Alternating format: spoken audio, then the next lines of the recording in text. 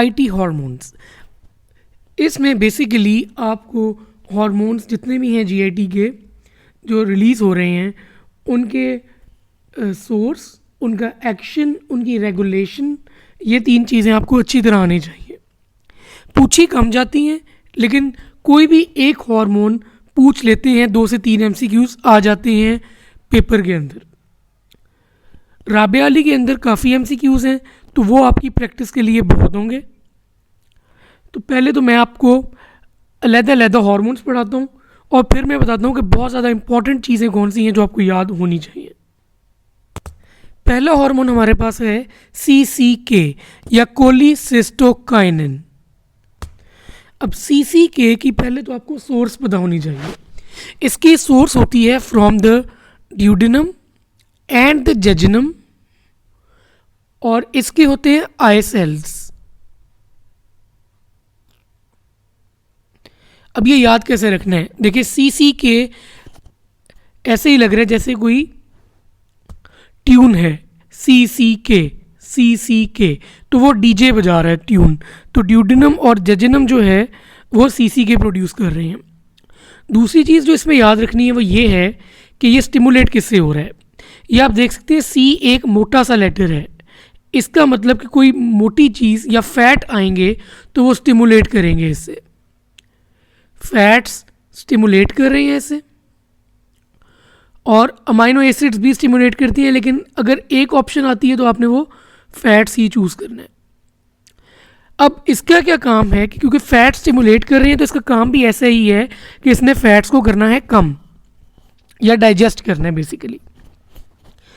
अब जब ये आ जाता है fat in duodenum and jejunum तो CCK रिलीज हुआ। CCK ने 4 काम किए। एक, इसने काम किया आपकी स्टमक पे ताकि ऊपर से ज़्यादा तेज़ी से फैट ना आए, तो इसकी मोटिलिटी कम कर दी स्टमक की।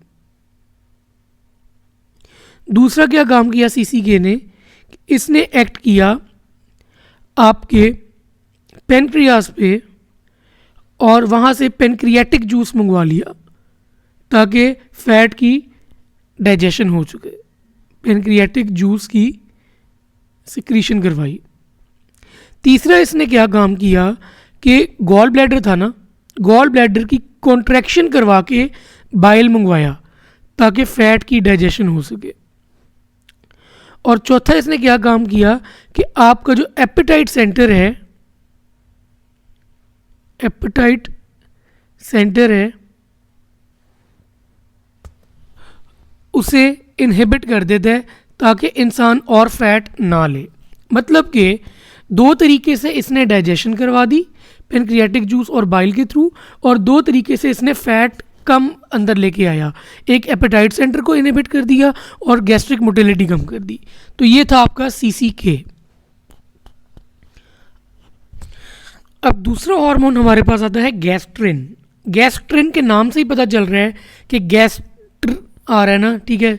तो गैस्ट्रिक जैसे होते हैं, गैस्ट्रिन है वहाँ से, तो जो आपकी स्टमक है ना, ठीक है, उधर से सिक्रीट हो रही है, स्टमक के G सेल से, या फिर थोड़ा सा पार्ट इसका सिक्रीट हो रहा है फ्रॉम द ड्यूडेनम, मतलब कि कम सिक्रीट करते हैं ड्यूडेनम, मेनली इसकी सिक्रीशन स्टमक से ही है। अब गैस्ट्रिन आता क्यों है? आता तब है गैस्ट्रिन जब आप खाते हो गोश्त। मतलब कि कोई भी आप प्रोटीनेशियस फूड खाओगे अगर, मतलब कि जैसे कि आपके अमाइनो एसिड्स हो गए या पेप्टाइड्स हो गए, ठीक है, तो वो बेसिकली सिक्रीट करवा रहे होते हैं गैस्ट्रिन को, गैस्ट्रिन की स्टिमुलेशन करवा रहे हैं। दूसरी चीज़ क्या है कि अगर आपके जो स्टमक के कंटेंट्स हैं वो अल्कलाइनाइज हो गए हैं, ठीक है, तो जाहिर बात है फिर गैस्ट्रिन रिलीज़ होगा ताकि आप एसिड रिलीज़ करें। तीसरी चीज़ क्या सिक्रीट करवा रही होती है गैस्ट्रिन? Vagus nerve. जब वेगस नर्व जो है वो स्टिमुलेट होती है तो उसकी वजह से गैस्ट्रिन की सिक्रीशन बढ़ जाती है और ये करवा रही होती है वाया गैस्ट्रिन रिलीजिंग पेप्टाइड के थ्रू।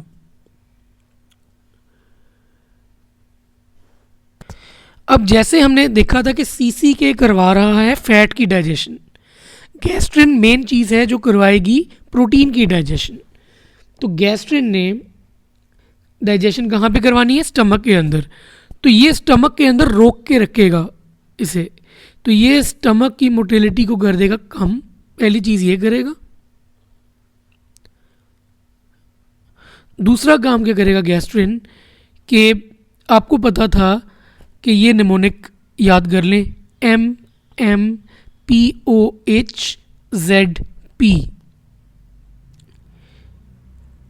जो स्टमक है उसके अंदर जो सेल्स हैं ये उनका निमोनिक है। जो म्यूकोजल सेल्स हैं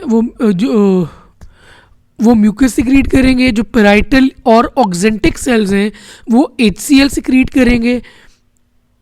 जो जाइमोजन सेल्स हैं या फिर इनको दूसरा नाम जो है वो है चीफ सेल्स, ये सिक्रीट करेंगे पेप्सिन। तो बेसिकली गैस्ट्रिन जो है वो स्टिमुलेट क्या करता है कि वो पेराइटल और चीफ सेल्स को स्टिमुलेट करता है और अल्टीमेटली गैस्ट्रिक HCl की सिक्रीशन को इंक्रीज कर देता है ताकि अमाइनो एसिड जो हैं वो डाइजेस्ट हो सके। और तीसरी चीज़ क्या करता है गैस्ट्रिन, कि ये ग्रोथ करवा देता है ऑफ गैस्ट्रिक म्यूकोजा।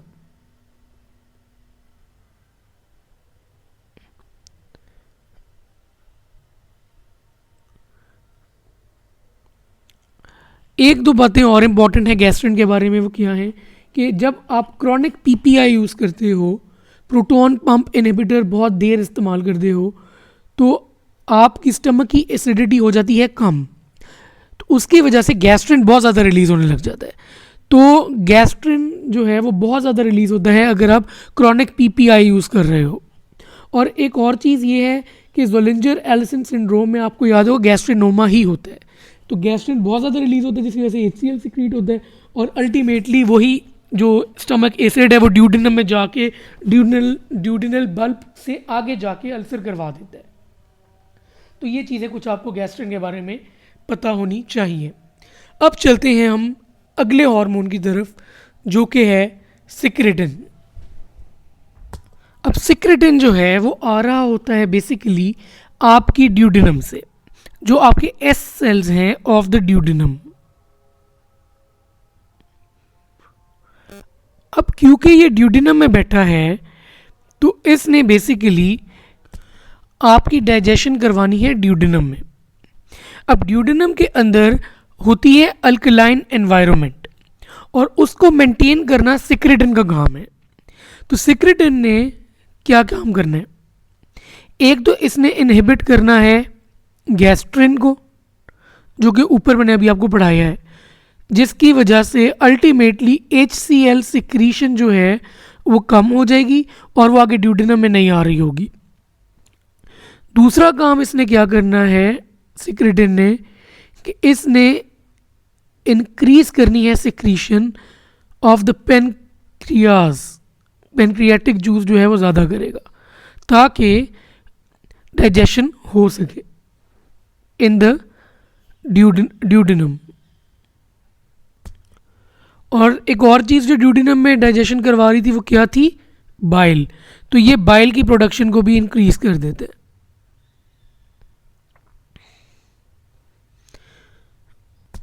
और ये स्टिमुलेट भी वही एसिड से हो रहा होता है। अगर ड्यूडिनम में एसिड आ जाए या फिर फैट से हो रहा होता है, क्योंकि इसने इसकी ही डाइजेशन में रोल प्ले करना है और बाकी चीज़ें रिलीज़ करवानी है जो कि फैट की डाइजेशन करेंगी। तो हमारे पास अब 3 हार्मोन्स मेजर हो गए हैं, CCK, गैस्ट्रिन, सिक्रेटिन। अब हम चलते हैं अगले हार्मोन्स की तरफ जो है VIP और GIP। VIP से बनता है वेजो एक्टिव इंटेस्टाइनल पॉलीपेप्टाइड और GIP से बन जाता है आपके पास GIP से बन जाता है गैस्ट्रिक इनहिबिटरी पेप्टाइड या ग्लूकोज डिपेंडेंट इंसुलिनोट्रोपिक पेप्टाइड। ये दोनों एक ही चीज़ है। तो पहले चलते हैं VIP। VIP देखिए शुरू हो रहा है V से। V से आपने याद रखना है वाटर एंड इलेक्ट्रोलाइट्स।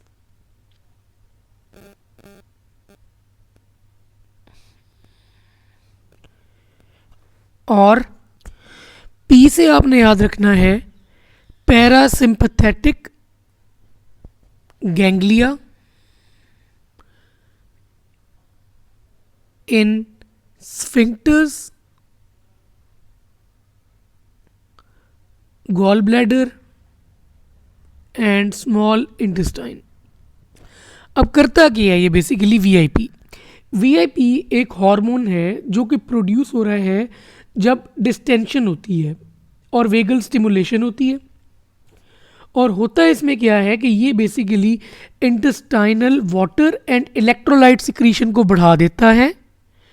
मतलब कि वाटर और इलेक्ट्रोलाइट्स लूज होते हैं और साथ ही साथ जो स्फिंक्टर्स हैं, ठीक है, उनको ये रिलैक्स कर देता है और स्मूथ मसल्स को भी रिलैक्स कर देता है। अब जब स्फिंक्टर रिलैक्स होते हैं और वाटर और इलेक्ट्रोलाइट की सिक्रीशन को बढ़ाता है तो ये वाटर और इलेक्ट्रोलाइट बाहर भी निकल जाते हैं ऑब्वियसली, ठीक है। इसीलिए जो इसकी वजह से VIP ओमा है ना, VIP ओमा, वाइपोमा भी कहते हैं इसे।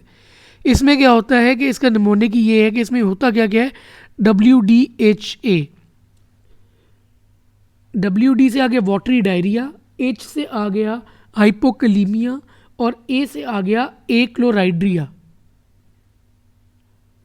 ये सिंड्रोम है WDHA सिंड्रोम, जो VIP ज़्यादा होता है तो होता है। फिर आ जाता है आपके पास GIP। अब GIP के नाम से ही पता चल रहा है कि गैस्ट्रिक इनहिबिटरी पेप्टाइड, ये गैस्ट्रिन को कम कर देगा। मतलब कि इसने बेसिकली इनहिबिट कर देना है गैस्ट्रिन को, जिसकी वजह से अल्टीमेटली आपका HCl कम हो जाना है, ठीक है।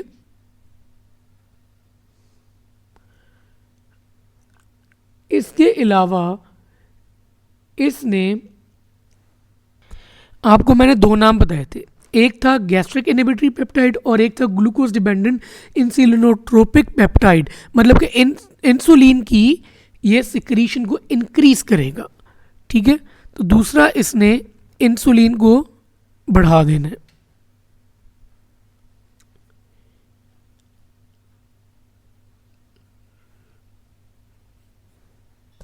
और यही एक रीज़न है जिसकी वजह से अगर हम IV ग्लूकोज देते हैं या ओरल ग्लूकोज देते हैं तो बेसिकली ओरल ग्लूकोज जो है वो ज़्यादा जो है ना वो इफ़ेक्टिव होती है हाइपोग्लाइसीमिया में, क्योंकि वो फिर GIP की वजह से जल्दी इंसुलिन रिलीज़ करवाती है as compare to IV glucose, क्योंकि GIP मेन चीज़ है इसमें। अगला हार्मोन जो हमारे पास आता है वो है सोमैटोस्टेटिन। जी, सोमैटोस्टेटिन। सोमैटोस्टेटिन जो है वो नाम से ही आपको पता है ना, सोमैटोमीडियंस जो थे वो ग्रोथ को इंक्रीज करते थे और सोमैटोस्टेटिन जो है वो स्टैटिक कर देता है ग्रोथ को। तो ये ग्रोथ हार्मोन, इनहिबिटरी हार्मोन भी इसको कहते हैं। तो ये बेसिकली ग्रोथ रोक देगा। ये सिक्रीट होता है from D cells of pancreas, mainly यहाँ से होता है, बाकी हाइपोथैलेमस से भी हो जाता है रिलीज ये।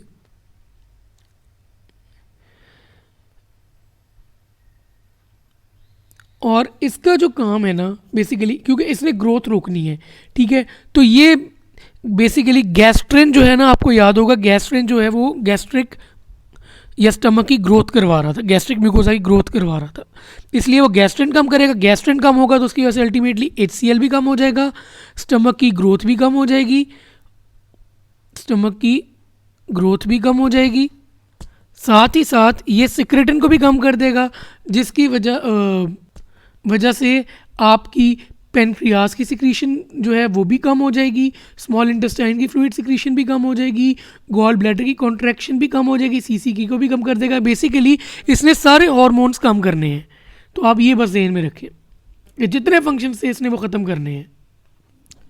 ये हो गया आपका सोमैटोस्टैटिन। अब हम चलते हैं अगले हार्मोन की तरफ, जो कि है मोटेलिन। मोटेलिन के नाम से ही पता चल रहा है कि ये है फॉर मोटेलिटी, मोटेलिटी के लिए है, और ये माइग्रेटरी मोटर कॉम्प्लेक्सेस के थ्रू एक्ट करवा रहा है, जिसकी वजह से ये बेसिकली मोटेलिटी इंक्रीज कर रहा है।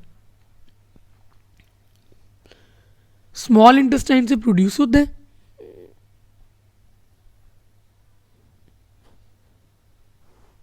ये बेसिकली रिलीज हो रहा होता है इन फास्टिंग स्टेट। बेसिकली ये आपकी स्टमक है और ये है आपकी स्मॉल इंटेस्टाइन या ड्यूडेनम वगैरह।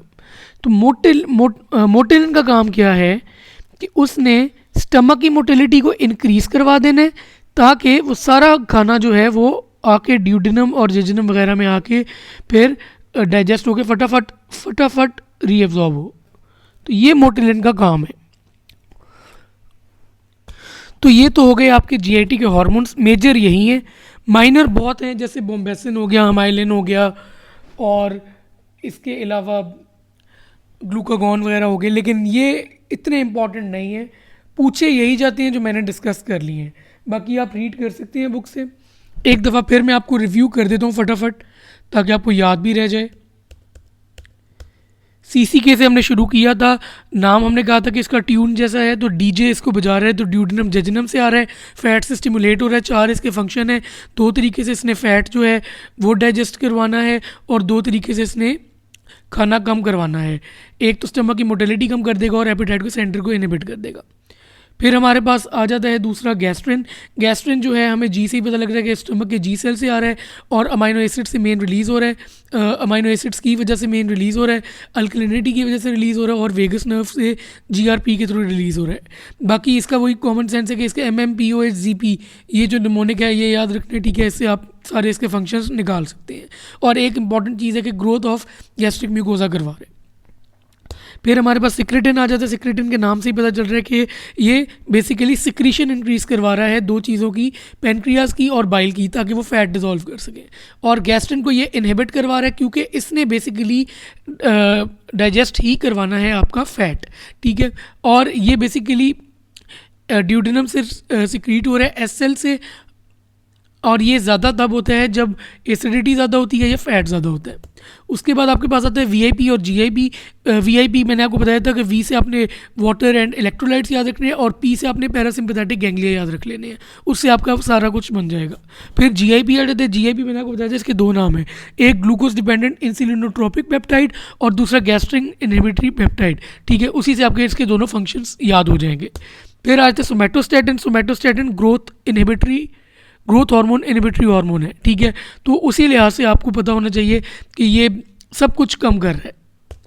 फिर मोटिलिन है। मोटिलिन जो है वो मोटिलिटी इंक्रीज़ करवा रहा है स्टमक की, ताकि फटाफट खाना जो है वो आके इंटेस्टाइन्स में और एब्जॉर्ब हो जाए।